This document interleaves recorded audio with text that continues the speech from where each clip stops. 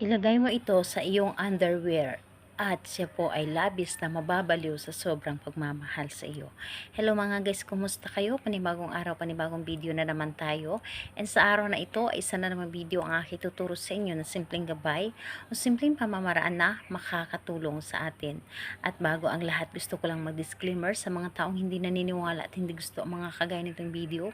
Please skip this video and maghanap kayo ng videos na gustong gusto nyo, dahil ang video na ito ay para lamang ito sa mga taong naniniwala and gusto mag-try.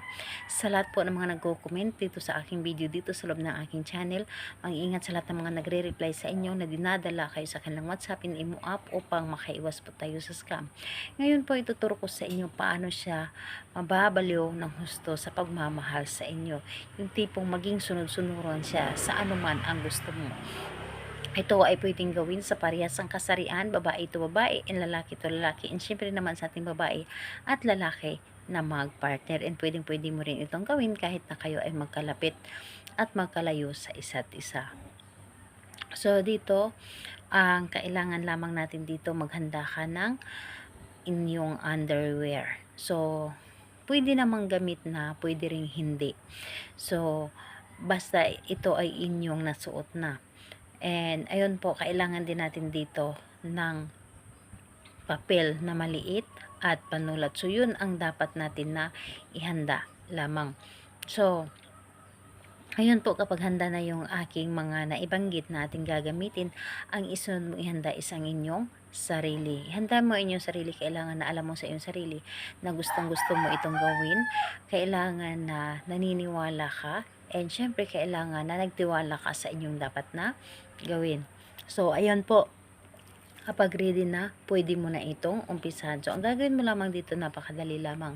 So sa isang maliit na pirasong papel, isulat mo doon ng 3 beses ang kanyang pangalan at apelyido ng inyong target. So 3 beses po pangalan niya at apelyido. And kapag sulat or nakapagsulat mo na ito, yung kanyang pangalan at apelyido, pahiran mo ito ng laway ang kanyang pangalan. Yes po, pahiran mo ito ng laway at saka mo ito hawakan ang papel.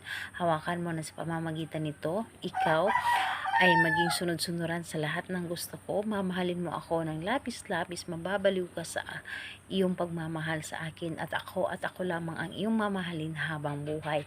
And pagkatapos mong sabihin dito lahat-lahat, ang papel na iyon na inyong sinulatan ay itupi mo lamang ito ng 1 beses. Itupi mo lamang ito ng 1 beses at saka mo ito ilagay doon sa gitna ng inyong underwear.